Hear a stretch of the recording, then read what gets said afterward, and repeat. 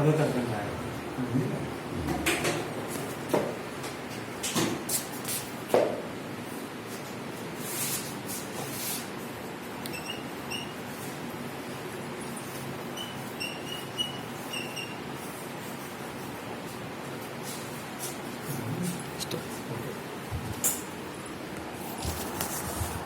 విద్యార్థులు ఈరోజు మనము 19వ పాఠం 10వ తరగతిలో కూడా ప్రపంచ యుద్ధాల తర్వాత ప్రపంచం మరియు భారతదేశం అనే 2 భాగాల కింద మనము వినడం అనేది జరుగుతుంది.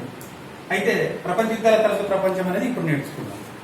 తర్వాత నెక్స్ట్ పార్ట్ కింద భారతదేశం, ప్రపంచ యుద్ధాల తర్వాత భారతదేశం అనేది నెక్స్ట్ పార్ట్ కింద ఒకసారి చూద్దాం. ప్రపంచ యుద్ధాల తర్వాత ప్రపంచం మనం చూసినట్లయితే పరిచయం చూద్దాము. ప్రపంచ యుద్ధాల తర్వాత యుద్ధాల ప్రభావం అనేది ప్రపంచం మీద అంతా పడింది. 2 యుద్ధాలు తీవ్ర ఆర్థిక నష్టము, ప్రాణ నష్టము, తర్వాత ధన మాన ప్రాణ అన్ని రకాల నష్టపోయినటువంటి పరిస్థితి మన యుద్ధాల వల్ల తెలుసుకోవచ్చు. ఒకటి మొదటి ప్రపంచ యుద్ధము, రెండోది 2వ ప్రపంచ యుద్ధం అని మనం ఒకసారి చూసుకోవచ్చు. 2వ ప్రపంచ యుద్ధం జరిగిన తర్వాత ట్రూమన్ అమెరికా అధ్యక్షుడు ఒక మాట అన్నాడు. యుఎస్ఏ అంటే అమెరికా ప్రపంచంలోకెల్లా శక్తివంతమైన దేశంగా, వలస పాలనలో విముక్తి పొందిన దేశంగా చెప్పుకుంది. ఫస్ట్ మనం ఏం చెప్పుకోవాలంటే ప్రపంచంలోకెల్లా శక్తివంతమైన దేశంగా యుఎస్ఏ అని చెప్పి, అంటే ఒక బలమైన దేశంగా ఏర్పడింది 2వ ప్రపంచ యుద్ధం తర్వాత అనేది ట్రూమన్ చెప్పింది. ఎందుకు చెప్పింది ట్రూమన్ అంటే ప్రపంచ యుద్ధాల్లో కూడా అన్ని దేశాలు పాల్గొన్నాయి, కానీ అమెరికా మాత్రం ఏం చేసింది, యుద్ధంలో లేటుగా పాల్గొన్నది. చివరికి అంతవరకు తన పరిశ్రమలు అభివృద్ధి చేసుకున్నది, వ్యవసాయం అభివృద్ధి చేసుకున్నది, ఉద్యోగిత కల్పించింది, విద్యను అభివృద్ధి చేసుకున్నది. అందరు యుద్ధాల్లో మునిగి తేలుతుంటే వాళ్ళేమో పారిశ్రామికంగా అభివృద్ధి చేసుకున్నారు, వ్యవసాయంగా అభివృద్ధి చేసుకున్నారు. కాబట్టి ప్రపంచంలో గల శక్తివంత దేశంగా 2 ప్రపంచ యుద్ధాల తర్వాత ఏర్పడిందని చెప్పి ఆయన చెప్పాడు. నిజమే, వాస్తవం. యుద్ధంలో చాకచక్యంగా ఏం చేసిందంటే చివరికి పాల్గొన్నారు. యుద్ధంలో మొదటి నుంచి పాల్గొన్నారు, ధన మాన ప్రాణ నష్టాలు జరిగినాయి, కానీ లేటుగా పాల్గొనడం వల్ల నష్టం అనేది తక్కువ జరిగింది. కాబట్టి ఏ దేశానికి అయితే నష్టం తక్కువ జరిగిందో యుద్ధాల తర్వాత ఆ దేశం గొప్ప దేశంగా ఏర్పడే అవకాశం ఉంటుందని మనం ఒకసారి గుర్తించవచ్చు. అయితే ఈ ప్రపంచ యుద్ధాల తర్వాత ప్రపంచాన్ని 3 భాగాల కింద మనం చెప్పుకోవచ్చు. ఒకటి యుఎన్ఓ ఆవిర్భావం. యుఎన్ఓ అంటే ఐక్యరాజ్య సమితి, యునైటెడ్ నేషన్ ఆర్గనైజేషన్స్. తర్వాత ప్రచ్ఛన్న యుద్ధం, ఇంగ్లీష్ లో కోల్డ్ వార్ అంటారు, తెలుగులో ప్రచ్ఛన్న యుద్ధము.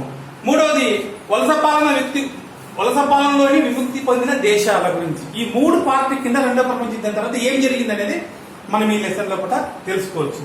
ముఖ్యంగా యుఎన్ఓ గురించి 1వ భాగం యుఎన్ఓ గురించి చెప్పినట్లయితే యుఎన్ఓ ఒక లక్ష్యం. ఎగ్జామ్ అడుగుతాడు, మీకు 1 మార్కు ప్రశ్న కానీ 2 మార్కుల ప్రశ్న కానీ అడుగుతాడు. ఏమని అడుగుతాడు, యుఎన్ఓ లక్ష్యం ఏది, ప్రపంచ శాంతిని కాపాడడము. 2వది మానవ అభివృద్ధి, హ్యూమన్ డెవలప్మెంట్, మానవ అభివృద్ధి కొరకు యుఎన్ఓ ఏర్పడింది. ప్రపంచ శాంతిని కాపాడడానికి యుఎన్ఓ ఏర్పడింది. అంటే యుద్ధాలు కొరకు కాదు అనేది గుర్తుపెట్టుకోండి. 2వది దీంట్లో యుఎన్ఓలో కూడా లక్ష్యంగా మనం తెలుసుకున్నాం. నెక్స్ట్ ఈ యుఎన్ఓ ఏర్పడిన ఏ సంవత్సరం ఏర్పడింది అంటే 1945 అక్టోబర్ 24 నాడు యుఎన్ఓ ఏర్పడింది. ఎగ్జామ్ అడుగుతాడు, ఐక్యరాజ్య సమితి ఏర్పడిన దినం ఏది, 1945 అక్టోబర్ 24 అనేది గుర్తుపెట్టుకోండి. అయితే యుఎన్ఓ ఏర్పడినప్పుడు సభ్య దేశాలు ఎన్ని అడిగినప్పుడు మరి ఎన్ని రాస్తారు మీరు, 51 సభ్య దేశాలు అనేది గుర్తుపెట్టు. ఫస్ట్ 51 దేశాలు. అప్పటికి మనకు స్వతంత్రం రాలే భారతదేశానికి, అయినా 51 దేశాల్లో మనం కూడా పోయి ఐక్యరాజ్య సమితి ఏర్పాటుకు సభ్యత్వంగా సంతకం చేయడం జరిగింది. ప్రస్తుతం మీకు బుక్లు ఉన్న ప్రకారము 2016 నాటికి ఐక్యరాజ్య సమితిలో సభ్య దేశాల సంఖ్య అని అడుగుతాడు, 193 అనే చెప్పాలి. ఆబ్జెక్ట్ పేపర్లో వస్తుంటుంది, అది గుర్తుపెట్టుకోండి. నెక్స్ట్ ఐక్యరాజ్య సమితి ముఖ్యమైన అంగాలు కొన్ని ఉన్నాయి. ఆ అంగాలు ఒకసారి చూసినట్లయితే భద్రతా మండలి. ఐక్యరాజ్య సమితిలో ప్రపంచ యుద్ధాల తర్వాత ఏర్పడినట్టు ప్రపంచంలో మొట్టమొదటి సంస్థ ఏదంటే ఐక్యరాజ్య సమితి, యుఎన్ఓ. దాంట్లో భద్రతా మండలి అంటే ఇంగ్లీష్ లో సెక్యూరిటీ కౌన్సిల్ అంటారు. ఈ భద్రతా మండలి లోపల శాశ్వత సభ్య దేశాలు, తాత్కాలిక దేశాలు. శాశ్వత సభ్య దేశాలు, తాత్కాలిక సభ్య దేశాలు అనేవి 2 రకాలు ఉంటాయి, గుర్తుపెట్టుకోండి. శాశ్వత సభ్య దేశాలంటే 1 France, 2 China, 3 America, 4 England, 5 Russia. ఇవి శాశ్వత సభ్య దేశాలు. China, Russia, France, England, USA. China, Russia ఏ దేశాలు? కమ్యూనిస్ట్ దేశాలు. ఫ్రాన్స్, ఇంగ్లాండ్, అమెరికా ఏ దేశాలు? ప్రజాస్వామ్య దేశాలు. అంటే 5 దేశాలకు వీటో అధికారం ఉంది. దీన్ని శాసనసభ్య దేశాలు అంటారు. వీటో అధికారం అంటే ఏంటి? భద్రతా మండలిలో ఏదైనా నిర్ణయం తీసుకున్నప్పుడు దానిని ఆపే హక్కు ఉండేదాన్ని వీటో అధికారం అంటారు.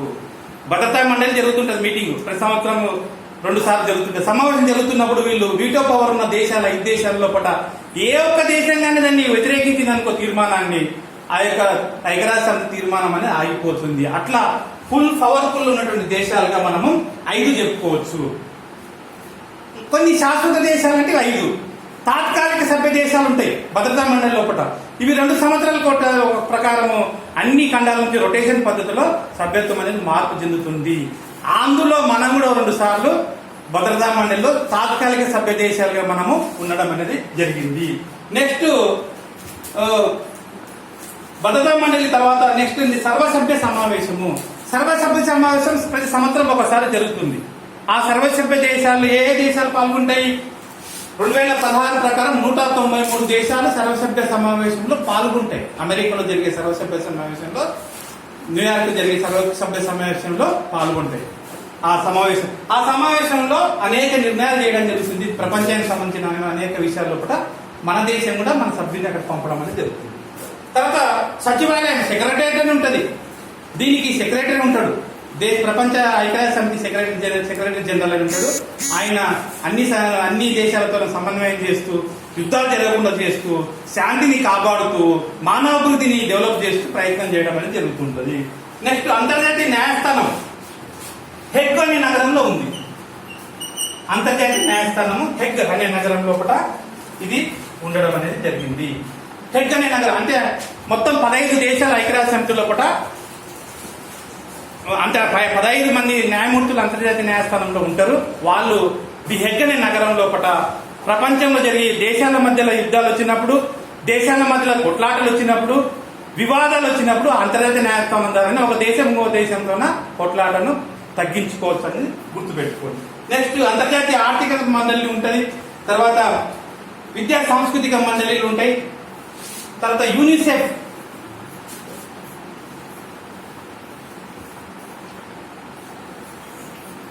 United Nation International Children's Emergency Fund. ఇది చిల్డ్రన్స్ సంబంధించిన అంతర్జాతీయ బాల బాలికలకు భవిష్య నిధి సంస్థ అనేది ఒకటి ఉంటుంది. తర్వాత ఇంకోటి యునెస్కో ఉంటుంది. United Nations Scientific Cultural Organization. Exam అడుగుతుంటారు మీకు, యునెస్కో అనగానేమి? United Nations Scientific and Cultural Organization అనేది మీరు గుర్తుపెట్టుకోవాలి. యూనిసెఫ్ అంటే United Nation International Children's Emergency Fund. అత్యవసరంగా మహిళలకు సంబంధించిన కానీ బాలబాలికకు సంబంధించిన కానీ ఖర్చు వాళ్లకు నిధి ఏర్పాటు చేసి వారి యొక్క పౌష్టికాహారం కొరకు, వారి యొక్క రోగాలకు రకరకాల వాటిని వ్యాక్సిన్ కనుక్కోవడానికి వారి కొరకు ఈ నిధిని అన్నిటిని యూనిసెఫ్ దాన్ని ఏర్పాటు చేయడం జరుగుతుంది. తర్వాత యునెస్కోను ఏర్పాటు చేయడం అనేది జరుగుతుంటుంది. ఇది ప్రపంచ యుద్ధాల తర్వాత ఏర్పడినటువంటి మొట్టమొదటి సంస్థ ఏదంటే ఐక్యరాజ్య సమితి అనేది మీరు గుర్తుపెట్టు. ఇది ఒక భాగం. రెండవ భాగం ప్రచ్ఛన్న యుద్ధం. ఏంటి ప్రచ్ఛన్న యుద్ధం అంటే ఒకసారి చూసుకోవాలి. ప్రచ్ఛన్న యుద్ధం అనగా భౌతిక దాడులు లేకుండా మాటల ద్వారా యుద్ధం జరగడం. అంటే ఒకరు కొట్టుకోరు, ఏం చేస్తారు? మాటల ద్వారా తిట్టుకుంటారు, పేపర్ స్టేట్మెంట్ ఇస్తారు, ఉపన్యాసం ఇస్తారు, కానీ యుద్ధం చేయరు. దీన్నే ప్రచ్ఛన్న యుద్ధం అంటారు. రెండవ ప్రపంచ యుద్ధం తర్వాత ప్రపంచం 2 కూటములుగా ఏర్పడింది. ఒకటి యుఎస్ఏ ఆధ్వర్యంలో ప్రజాస్వామ్య పెట్టుబడిదారి కూటమి, రెండవది USSR United Soviet socialist republic, అంటే దీన్ని రష్యా అంటున్నాం ఇప్పుడు. ఈ రష్యా ఆధ్వర్యంలో ఏర్పడినటువంటి, ఇదేమో అమెరికా ఆధ్వర్యంలో, ఇదేమో రష్యా ఆధ్వర్యంలో ఏర్పడినటువంటి కమ్యూనిస్టు కూటమి. ఈ 2 కూటములే ప్రచ్ఛన్న యుద్ధంకు కారణము. ఇప్పుడు ప్రచ్ఛన్న యుద్ధం అంటే ఏంటి? కేవలం మాటల ద్వారా చేసే యుద్ధాన్ని ప్రచ్ఛన్న యుద్ధం అంటాము. ఎన్ని కూటములు ఉన్నాయంటే 2 కూటములు అనేది ఒకసారి గుర్తు పెట్టుకోండి. నెక్స్ట్ ప్రపంచ యుద్ధం తర్వాత ఏర్పడినటువంటి ప్రపంచంలో తర్వాత ఒప్పందాలు. మీకు ఎగ్జాంపుల్ ఇవి వస్తుంటాయి. NATO, North Atlantic Treaty Organization. Warsaw, దీనికి ఏం అర్థమైంది? డైరెక్ట్ వార్సా అనే ప్రాంతంలో ఏర్పడింది. నాటో ఏర్పడింది ఎవరి ద్వారా ఏర్పడింది? ప్రజాస్వామ్య పెట్టుబడి దేశాలైనటువంటి యుఎస్ ఆధ్వర్యంలో ఏర్పడిన దాన్ని నాటో అంటాము. వార్సా అంటే కమ్యూనిస్టు దేశాల కూటమి ఆధ్వర్యంలో ఏర్పడిన దాన్ని వార్సా అంటాము. ఇవన్నీ ఒప్పందాలు, రహస్య ఒప్పందాలు. తర్వాత సెంటో అని ఒకటి ఉంటుంది, సెంట్రల్ ఏషియన్ ట్రీట్ ఆర్గనైజేషన్, సీటో అని రకరకాల ఇవన్నీ ఒప్పందాలు అనేటివి రెండో ప్రపంచ యుద్ధం తర్వాత ఏర్పడినటువంటి ఒప్పందాలుగా మనం చెప్పుకోవచ్చు. నెక్స్ట్ అంతరిక్ష పోటీ. ప్రపంచం రెండో ప్రపంచ యుద్ధం అయిపోయింది, ఇంకా అంతరిక్షమే హద్దు. సైన్స్ అండ్ టెక్నాలజీ పెరిగింది, పరిశ్రమలు పెరిగినాయి, సైంటిస్టులు వచ్చిండ్రు. అప్పుడు ప్రపంచాన్ని మనం పోటీ పడాలని చెప్పి రెండు కూటములు ఏం చేసినామంటే అంతరిక్షానికి, అంటే అంతరిక్షం అంటే చంద్రమండలానికి రష్యా వాళ్ళు స్పుత్నిక్ ను అనే నౌకను పంపడం జరిగింది. దీంట్లో యూరీ గగారిన్ అనే వ్యక్తి అంతరిక్షయానం చేసి సక్సెస్ఫుల్ అయింది. ప్రపంచంలో మొట్టమొదటిసారిగా సక్సెస్ అంతరిక్షయానం చేసిన వ్యక్తులు ఎవరంటే యూరీ గగారిన్. ఏ దానిపైన అంటే స్పుత్నిక్. తర్వాత ఏ దేశం పంపిందంటే రష్యా లేదా యుఎస్ఎస్ఆర్ కూడా అనండి, United Soviet socialist republic. Next మళ్ళీ వీళ్ళ పోటీగా, అసలు ప్రపంచం అంటే పోటీ కాబట్టి యుఎస్ఏ వాళ్ళు ఏం చేసిందంటే 1969 లో నీల్ ఆర్మ్స్ట్రాంగ్ అనే వ్యక్తిని 1969 లోపల అమెరికా వాళ్ళు పంపడం అనేది, అంతరిక్షంలో పంపడం జరిగింది. ఇది ఒక భాగం. నెక్స్ట్ అలీనా ఉద్యమం. మీకు ఎగ్జామ్ లో వస్తుంది, లాంగ్ క్వశ్చన్ వస్తుంది, లేదా 2 మార్క్స్ వస్తుంది. అలీనా ఉద్యమం అనగానేమి? నామ్ అంటాం ఇంగ్లీష్ లో, నాన్ అలైన్ మూవ్మెంట్, తెలుగులో అలీనా ఉద్యమం. అలీనా ఉద్యమం అంటే ఈ ప్రజాస్వామ్య పెట్టుబడిదారీ కూటమిలో చేరకుండా, యుఎస్ఎస్ఆర్ ఆధ్వర్యంలో కమ్యూనిస్టు కూటమిలో చేరకుండా స్వతంత్రంగా ఒక కూటమిగా ఏర్పడేదాన్ని నామ్ అంటారు. అంటే ఈ దేశంలో చేరరు, ఈ కూటమిలో చేరరు, ఈ కూటమిలో చేరరు. దాన్నే అలీనా అంటే ఏ దాంట్లో లీనం కాకుండా ఉండేదాన్ని అలీనా ఉద్యమం అని అంటాము. దీని యొక్క లక్ష్యాలు ఒకసారి చూసినట్లయితే మనము 3 లక్ష్యాలు ఉన్నాయి. అది ప్రచండ యుద్ధం జరగకుండా చూడడం, అంతరించేటట్లా చేయడం. 2 ప్రచండ యుద్ధం తర్వాత స్వతంత్రం ఏర్పడాలని చెప్పి ప్రయత్నం చేసే దేశాలకు సహకరించడం, స్వతంత్ర కొరకు బయటపడే దేశాలకు సహకరించడము. ప్రచండ యుద్ధం జరగకుండా చూడడము. ప్రపంచాన్ని శాంతియుతంగా ఉండేటట్టు చేయడం, ప్రపంచాన్ని శాంతియుతంగా ఉండేటట్టు చేయడము. ప్రచండ యుద్ధం తగ్గించడము. కొత్తగా స్వతంత్రం కోరే దేశాలకు సహకరించడం అనేది దీని యొక్క లక్ష్యంగా మనము నామ్ చెప్పుకోవచ్చు. మన నామ్ లో కూడా భారతదేశం ఉందా లేదా? ఉంది. దీనికి ఈ కూటమిలో ఉందా? ప్రజాస్వామ్య పెట్టుబడి కూటమిలో లేదు. కమ్యూనిస్ట్ కూటమి ఉందా? లేదు. ఏ కూటమి ఉంది? నామ్ అనే కూటమిలో ఉంది.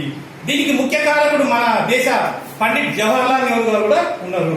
1955 లోపల బాండుంగ్, ఇండోనేషియా ప్రాంతంలోని బాండుంగ్ అనే ప్రాంతంలో మొట్టమొదటిసారి నామ్ ఏర్పాటు ఎట్లా చేసుకోవాలని మీటింగ్ చేసుకోవడం జరిగింది. ఎగ్జామ్ లో అడుగుతాడు మీకు, బాండుంగ్ సమావేశం ఎందుకొరకు ఏర్పాటు చేసిండ్రు? అలీనా ఉద్యమం ప్రారంభం కొరకు ఏర్పాటు చేసిండ్రు. అలీనా ఉద్యమం మొట్టమొదటి సమావేశం ఏది? బాండుంగ్ సమావేశం. బాండుంగ్ సంవత్సరం ఏ సంవత్సరం ఏర్పాటు చేసిండ్రు? 1955. ఈ బాండుంగ్ సమావేశం ఏర్పాటు చేసిన తర్వాత ఒక అభిప్రాయం అనేది వచ్చి రావడం జరిగింది. వచ్చిన వెంబడే ఏం చేసిండ్రు? 1961లో మొట్టమొదటి అలీనా ఉద్యమ సమావేశం జరిగింది. బెల్గ్రేడ్, యుగోస్లావియా ప్రాంతంలోని బెల్గ్రేడ్ అనే ప్రాంతంలో. ఎగ్జామ్ అడుగుతాడు, అలీనా ఉద్యమ దేశాల మొట్టమొదటి సమావేశం ఎప్పుడు జరిగింది? 1961. ఏ ప్రాంతంలో జరిగింది? బెల్గ్రేడ్ లోపల. వాళ్ళు చేసిన తీర్మానం ఏంది? ప్రచండం తగ్గించడము, ప్రపంచ శాంతిని కాపాడడము, స్వతంత్రం కొరకు ప్రయత్నం చేసే దేశాలకు సహకరించి స్వతంత్రంగా విముక్తి కలగడానికి ప్రయత్నం చేయడం. అంటే వలసపాల ప్రాంతాలు ఉన్న దేశాలు ఎవరైనా విముక్తి కొరకు స్వతంత్ర దేశాన్ని ఏర్పాటు చేసుకుంటే ఈ దేశాలు ఉన్న వాళ్ళలో సహకరిస్తారు. ఇందులో సభ్య దేశాలు ఏవి?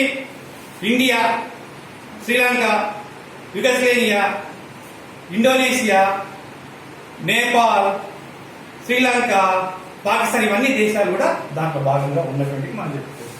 ప్రపంచ యుద్ధాల తర్వాత ప్రపంచంలో చివరి అంశం ఏంటంటే పశ్చిమాసియాలో ఘర్షణలు. ఆసియా ఖండంలోని పశ్చిమాసియా అనే ప్రాంతంలో కూడా ఘర్షణలు అనేది జరిగింది. ఆ ఘర్షణలు అనేది ఏ విధంగా ఉండవో మనకు ఒకసారి పశ్చిమాసియాలో